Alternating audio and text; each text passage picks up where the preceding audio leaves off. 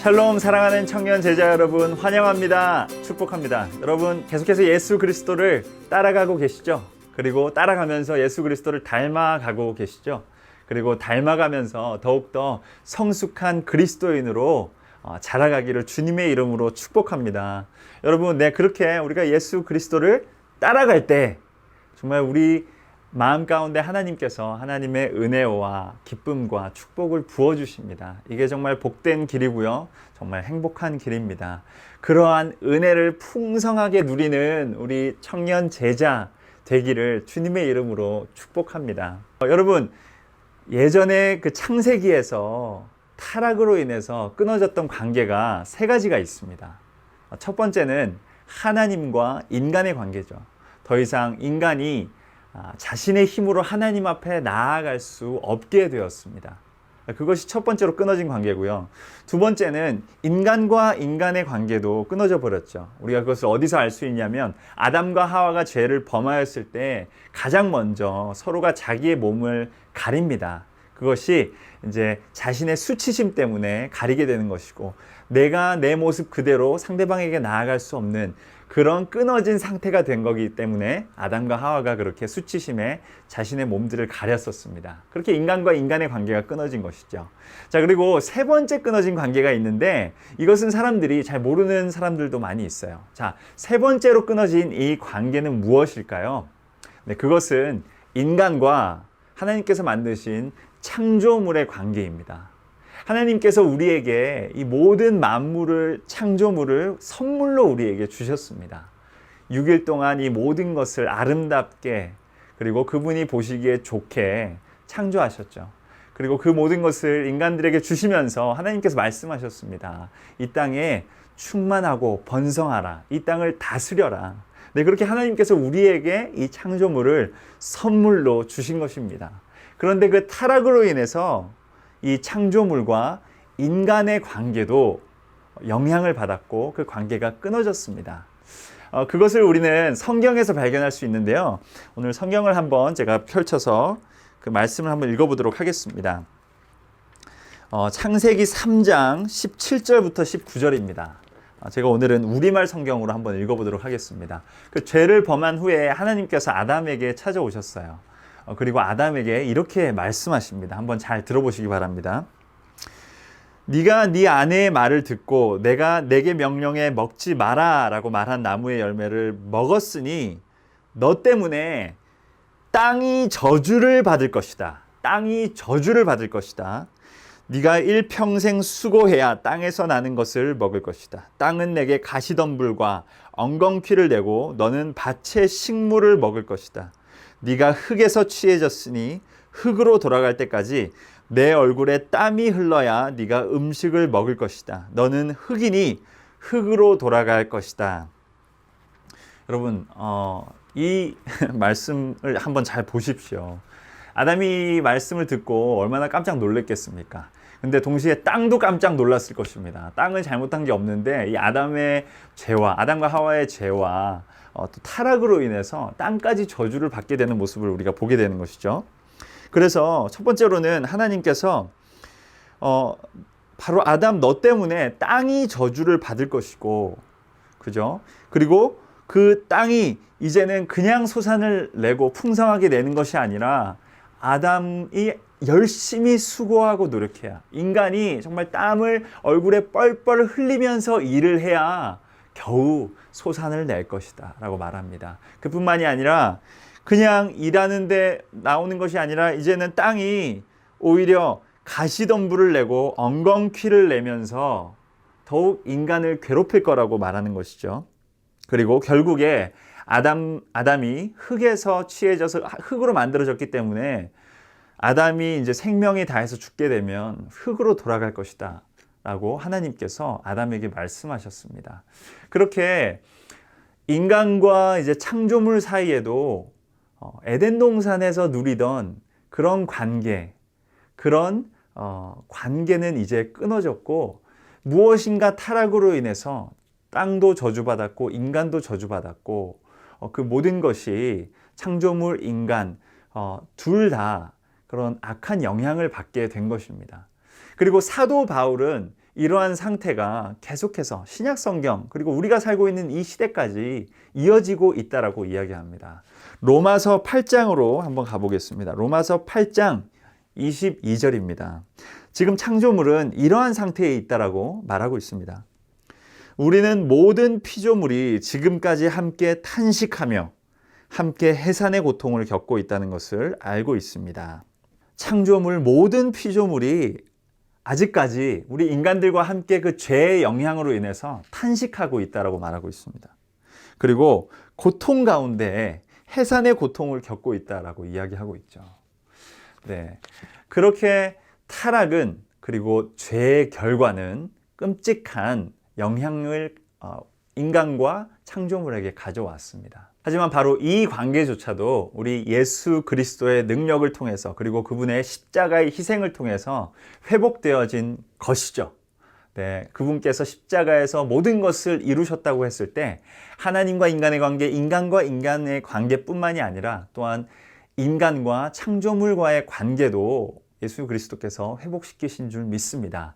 하지만 그것이 온전히 또한 완전하게 회복되는 것은 결국 우리 예수 그리스도께서 다시 이 땅 가운데 오시는 그때가 될 것입니다. 요한계시록에 보면 새 하늘과 새 땅이 이곳에 그 예수 그리스도와 함께 임한다라고 말하고 있습니다. 그리고 그때 우리는 또한 이 만들어진 창조물 그리고 자연 그 모습 그대로 또한 창조받은 그 모습 그대로 온전한 모습 그대로를 볼 수 있게 되는 것이죠. 자, 그렇게 하나님은 모든 창조물을 완전하고 온전하게 회복시키실 것입니다. 언제요? 바로 예수 그리스도가 왕으로 이 땅 가운데 다시 오실 때 말입니다.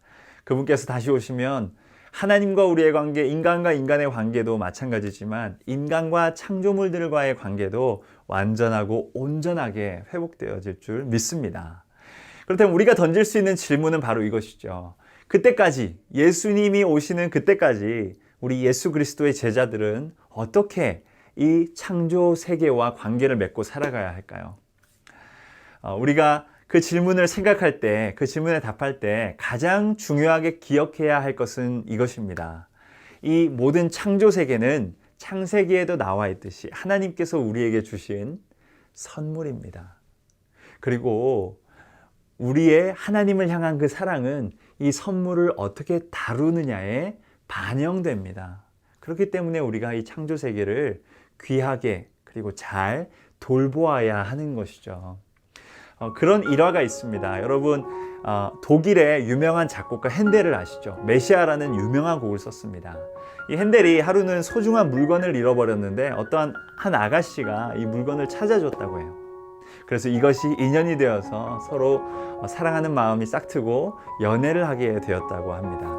그래서 이 핸델이 너무나 이 아가씨를 좋아한 나머지 메시아 그 곡을 친필로 써서 악보를 주었다고 합니다. 그래서 하루는 이 핸델이 아가씨에게 찾아갔어요. 근데 이 아가씨가 미용실에서 일하는 미용사였거든요. 그래서 마침 갔는데 막 머리를 자르고 있었다고 합니다. 그래서 핸델이 조금 떨어져서 먼 발치에서 이제 바빠 보이니까 그 아가씨를 쳐다보고 있었는데, 바라보고 있었는데, 이 아가씨가 머리를 막 자르다가 다른 미용사한테 갑자기 소리를 치는 거예요. 여기 이 머리 좀 말게 거기 있는 악보 좀 찢어서 나한테 주세요. 그랬더니 그 모습을 보고 핸델이 충격을 먹었어요. 네, 물론 그 아가씨는 핸델이 거기 있는 줄 몰랐죠. 그런데 그 핸델이 준 너무나도 귀하게 썼던 메시아 그 악보를 머리를 마는데 사용하는 걸 보고 정말 깊은 상처를 입고 다시는 그 아가씨에게 돌아가지 않았다고 합니다. 그렇게 선물을 누군가에게 받았을 때 그 선물을 어떻게 다루느냐에 따라서 그 사람을 향한 마음과 사랑이 반영이 되는 것이죠. 동일하게 하나님께서는 우리에게 이 아름다운 자연, 아름다운 창조 세계를 우리에게 주셨습니다. 그렇기에 우리는 이 창조 세계를 어떻게 돌보고 어떻게 다루는지에 따라서 우리의 하나님을 향한 그 선물을 주신 하나님을 향한 사랑이 반영되는 것입니다. 그래서 우리 제자들에게는요, 우리 하나님의 자녀인 우리들에게는 이 자연을 어떻게 아끼고 사랑하는지에 대한 고민이 있어야 되는 것이죠. 네, 재활용하는 것, 그리고 자원을 아끼는 것, 쓰레기를 함부로 버리지 않는 것, 이런 것조차도 그렇기 때문에 우리 제자들에게는, 우리 그리스도의 제자들에게는 중요한 일이 되는 것입니다. 왜냐하면 하나님이 주신 이 선물, 창조 세계와 모든 것이 관련이 있기 때문이죠. 그렇다면 조금 더 자세하게 우리가 어떠한 자세와 어떠한 마음으로 창조 세계를 돌보아야 할까요? 첫 번째로 우리는 이 자연 세계의 우상화를 피해야 합니다. 옛날에는 자연을 섬기는 일들이 허다했죠. 우리 한국 사람들도 옛날에는 물 하나를 떠나 놓고 달한테 비나이다 비나이다, 아니면 나무를 섬긴다든지 여러 가지 또 자연으로 우상을 만들어서 섬기는 일들이 많이 있었습니다.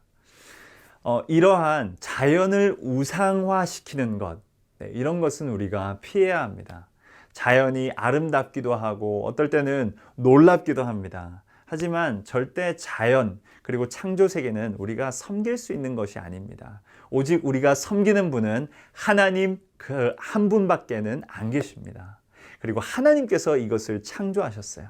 그렇기 때문에 우리는 창조물을 섬길 필요가 없고 그 창조물을 만드신 우리 위대하고 아름다우신 하나님 그 한 분만을 섬기는 사람들입니다. 그래서 이 자연 세계를 절대 우상화하면 안 됩니다. 자, 그리고 두 번째로 피해야 할 것이 있는데 그것은 창조 세계의 착취입니다. 창조 세계를 파괴하거나 착취하거나 오용하면 안 됩니다. 그리스도의 제자로서 우리는 하나님께서 주신 이 선물을 잘 가꾸고 소중하게 다루어야 합니다. 내 마음대로 그냥 자연을 파괴시킨다든지 아니면 식물이나 동물들을 가혹하게 다룬다든지 이런 것들은 우리가 피해야 하는 것이죠. 하나님께서 창조하신 귀한 창조물이기 때문입니다. 그래서 우리는 이 두 익스트림을 피해야겠습니다. 창조 세계를 우상화시킨다든지 아니면 창조 세계를 아무 쓸모없는 것처럼 파괴하고 착취한다든지 이런 것들은 피해야 하고요. 우리가 가져야 할 바른 자세는 이 창조 세계를 사랑하고 아끼면서 하나님과 동역하는 것, 이 창조 세계를 통하여서 말입니다. 하나님께서 이 창조 세계를 우리에게 주시면서 분명히 이 땅 가운데 충만하고 번성하고 또한 이 땅을 다스리라 말씀하셨습니다. 그것은 다른 말로 하나님께서는 우리가 이 자연 세계를 바르게 누리기 원하셨던 것이죠. 이 아름다운 세계를 보면서 그것을 통해서 오는 감동, 그리고 이 감동을 통해서 하나님을 예배하고 또 하나님께서 주시는 많은 소산들, 열매, 또 식물들, 너무나 맛있는 것들이 많이 있잖아요. 이런 것들을 통해서 하나님께서는 우리에게 누리기 원하십니다. 사랑하는 청년 제자 여러분, 그렇게 우리가 조금 더 민감하게 이 창조 세계를 돌보는데 반응합시다. 조금 더 우리가 고민을 해봤으면 좋겠습니다. 분명히 하나님은 우리를 사랑하시는 마음으로 이 아름다운 자연 세계를, 이 창조물들을 주셨습니다. 그리고 이 선물을 어떻게 다루고 보호하고 돌보는지에 따라서 우리의 하나님을 향한 그 사랑이 드러납니다. 그래서 하나님의 그 사랑을 기억하면서 우리가 이 창조 세계를 돌보았으면 합니다. 여러분들이 잘 아시다시피 지구가 많이 어려움을 겪고 있죠.